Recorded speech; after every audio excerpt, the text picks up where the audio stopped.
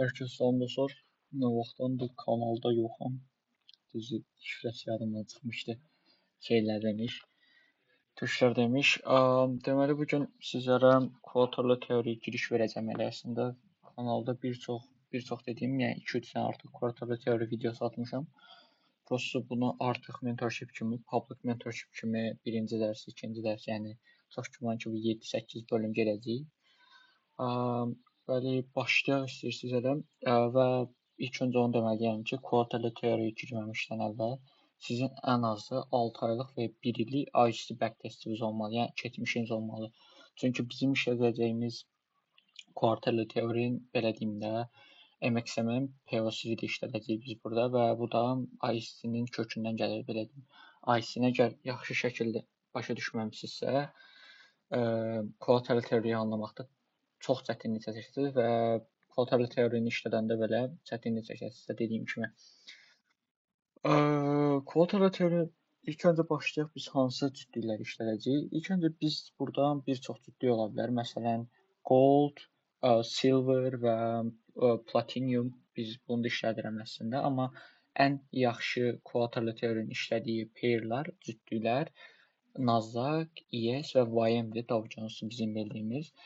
Çünki belə deyim, ən çox xeyir gördüklərim bunlardır. Bəli, goldda da işlətmişəm quarterly teorini. Sadəcə bu qədər belə deyim ki, çox böyük fərq deməzdim. Sadəcə yəni fərq var həqiqətən aralarında yəni. Yəni ona görə məsələn Nasdaq, ES, YM-dir. Biz bunları götürəcəyik. Çünki bunlar correlation var aralarında ingiliscə demiş. Yəni korrelyasiyalıdır. Yəni çox vaxt eyni istiqamətdə hərəkət edirlər və biz də buna görə bu 3 peyri götürürük. Gördüyünüz kimi təxminən 100% NQ-nun özü, yəni ES-lə belə desək 85-95% hardasa korrelyasiyalıdır. YM-lə isə 70-90% indi trendin yönünə qədər dəyişir. Və belə də deyim, NQ ilə ES demək olar ki, həmişə eyni yerinə gedir. Çünki onların içərisində olan şirkətlər, belə desək, çox böyük şirkətlər, məsələn Amazondur, Apple'dur, Microsoftdur, Nvidia kimi, yəni çox böyük pay sahibi olduqları üçün, yəni çox vaxt eyni edirlər.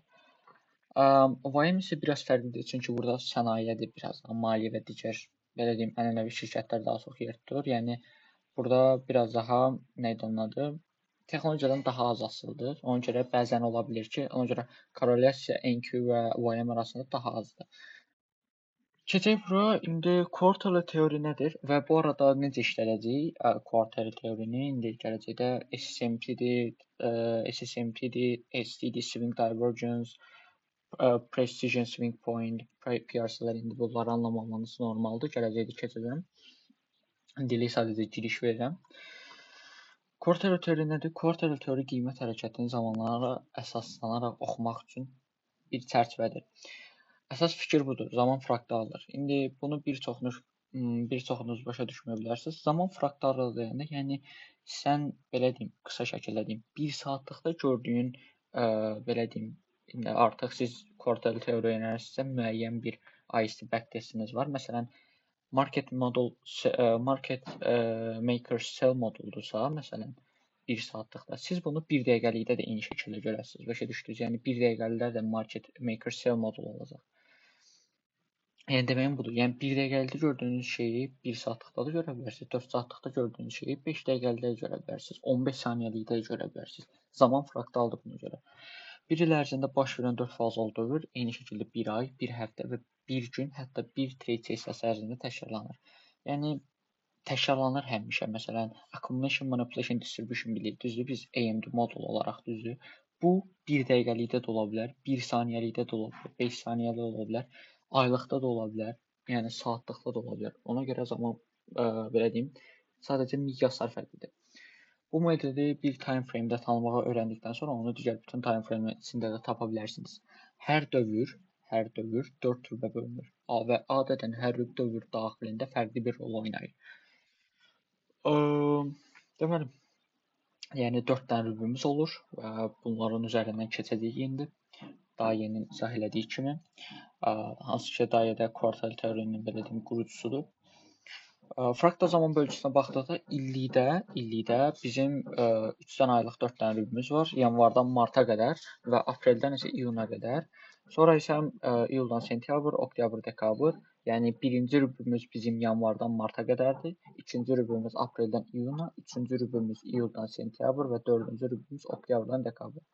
Aylıqda isə bir həftəlikdir, yenə 4 dənə rüb var. Yəni birinci həftəmiz bizim üçün Q1'dır, birinci rübümüzdür. İkinci həftə bizim üçün ikinci rüb və üçüncü həftə üçüncü rüb, yəni belə gedir.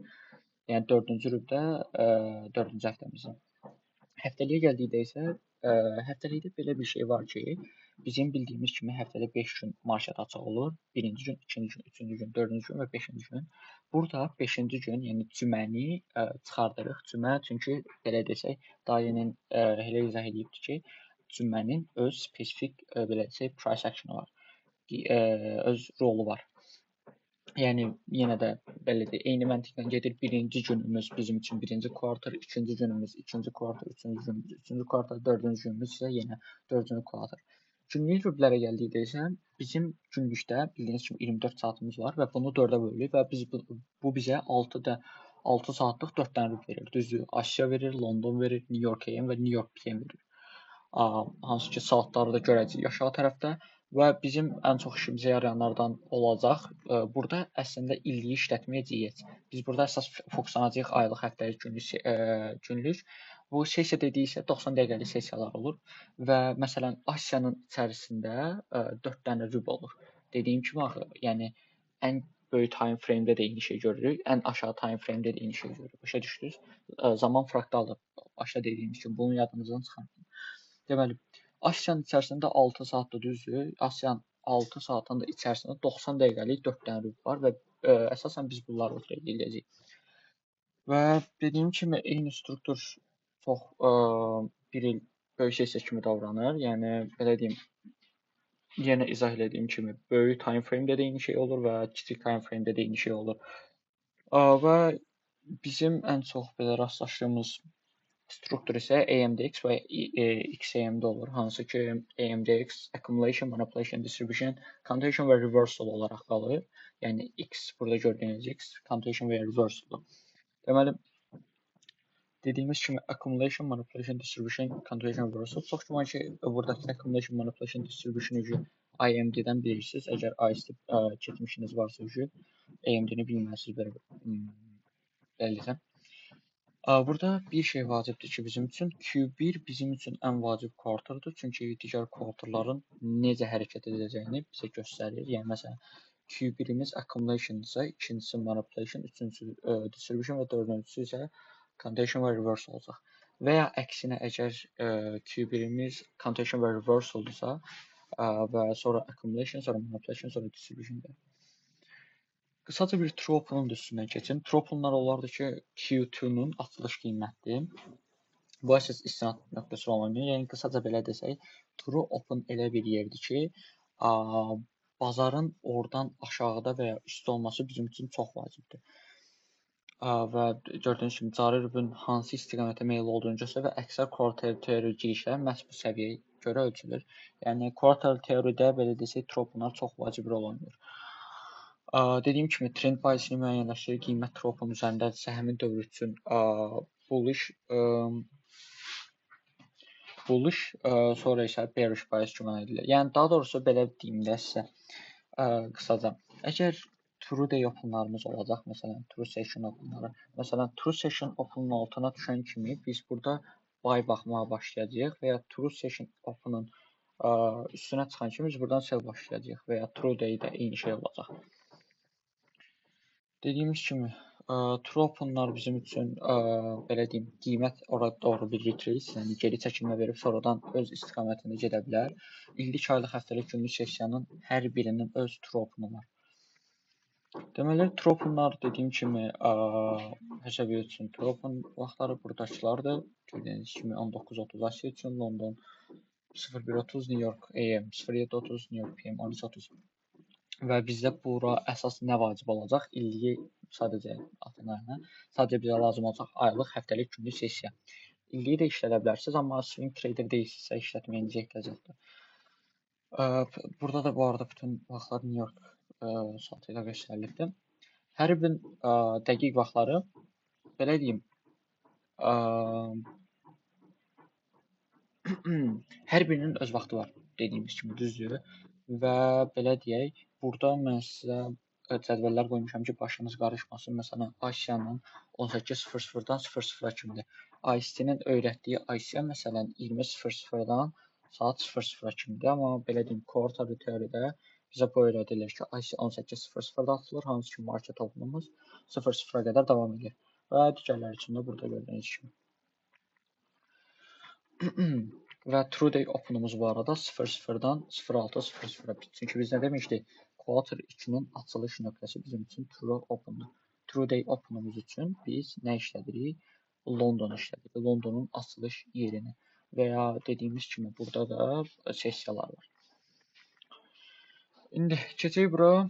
90 dəqiqəlik rubləri görə bilərsiniz burada. Hansı ki bu 18:00-dan 00:00-a qədər dediyimiz yeri 4-ə bölürük və bu bizə 90 dəqiqəlik rublər verir. Gördüyünüz kimi izah eləmişik burada hamısını.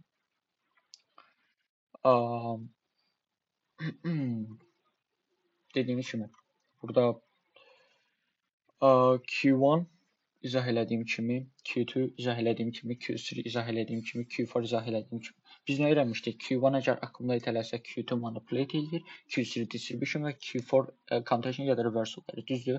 Və ya Q1 contention və ya reversal versə, Q2 accumulation edir, Q3 manipulation, Q4 isə distribution verə bilər bizə.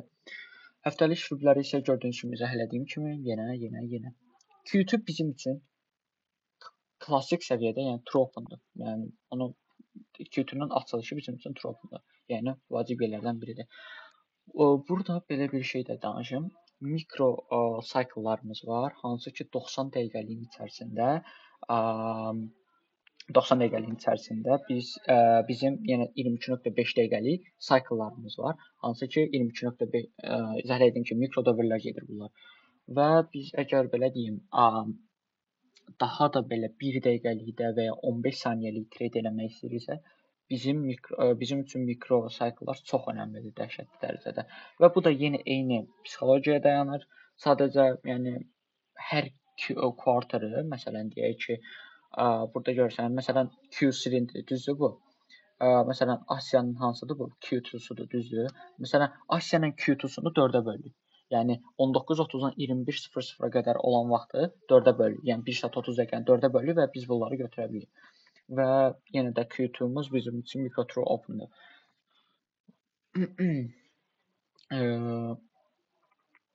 Və bəli, bunu da deməliyəm ki, quarterly teori nəyə görə ən yaxşı mövzulardan biridir mənə görə. Çünki noise deyirlər də, yəni ingilislər, yəni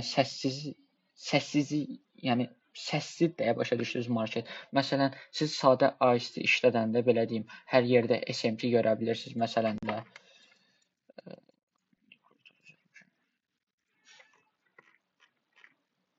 Mən niyə buradayım? Why? Məsələn, burada da SMT var deyək, burada da var. Məsələn, burada da var, düzdür? Yəni bu bizim üçün artıq baş qarışıqlı. Amma biz əgər quarter teori işlərsə, sırf bir vaxta əsasən dayalıyıq və vaxt və price-ın, yəni vaxt və qiymətə dayalıyıq. Yəni bu bizim üçün həm high win rate deməkdir, həm də high RR deməkdir. İzah elədiyim kimi, gördüyünüz kimi, əgər bir konsolidasiya olursa, digərinin expansion olması daha ehtimalı yüksəkdir. Və gördüyünüz kimi, burada belə bir cədvəl qoymuşam. Hətta bu linki də yerləşdirəcəm mən sizin üçün və invite link qoyacağam ki, siz girib oxuya bilərsiniz buradan istədiyiniz kimi və sizin üçün bir cədvəl də yaradacağam ki, və ya hər dərsin altında qoyacağam ki, oradan girib təkrar baxa bilərsiniz. Gəlin keçək indi biraz sizə izah edeyim. Nə işləmiş? Why it did not work? Nə oldu buna? Why? Ola mənim planım var idi axı. Nəysə, bunu təzələməliyəm. Hoşum. Demək istədiyim o idi ki, dəqiqə bir dənə bunları bağlayaq onda. High time frame. Var idi axı. Problem çıxdı nəsə premiumda. Nəsə təzələyərik də. Yapacaq bir şey yox. Bum bum bum bum. Dəqiqə. Neynəcəkdik? Yenə bunu açıq saxlayıb. Bağla. Əsas bizim üçün bu dəqiqə bunlardır. Sən necə? Bəs. Aha. İzah elədiyim kimi. Məsələn bu bizim üçün Q1-dır. Daha məsələn günlükdə idi, düzdür? Günlükdə Asiyaya baxmaq istəyirik, düzdür? Günlükdə Asiyaya baxdıqda məsələn bura bizim üçün nədir? Q1-dır, düzdür? Bura Asiyaya qədər. Nə demiş? 18:00-dan 00:00-a qədər. Sonra gəlir 00-dan 6:00-a qədər. Düz. Belə gedir. Məsələn, indi hal-hazırda New York sessiyasını açmışıq. Bizim üçün ən high probability yer Q3-nin bu hissə var. Hansı ki bizim bu 9:30 açılışı var ya, ICE-nin belə deyim New York AM olaraq izah elədiyi yer. Hansı ki bura gəlib düşür. Hansı ki buranı trade demək ən belə deyək high probability, ən yüksək ehtimallı setupları bizə verə biləcək yerdir. Məsələn də məsələn bura. Mən gəlib buranı trade deyəcəm. Düzdür? Çünki biz nə trade edirik? Ən yaxşı belə deyək ən high probability, yəni ən yüksək ehtimallı setuplar təbii ki trade etmək istəyə bilərik. Və belə, məsələn, burada nə görə bilirik? Mən sizə nəzər eləmişdim. AMDX və XAMD, düzdür? Biz burada nə eləmişik? XAMD eləmişik əslində. Bir dənə baxın. Asiya açılıbda çox qəşəng expansion veribdi və Londonu başlayandan sonra necə consolidate olduğuna baxın, yəni. Bir dənə Asiyanın məsələn hərəkətinə baxın, bir də London bura gəl. 185 point hərəkət edir. Bu arada 185 point də pis deyil. Sadəcə New Yorkun artıq yaxşı keçməyəcəyini mən buradan bilə bilirəm. Məsələn 382, yəni Asiya Londonun 2 qat hərəkət edirdi. Yəni belə desək çox volatility gəlirdi bu ölkədə.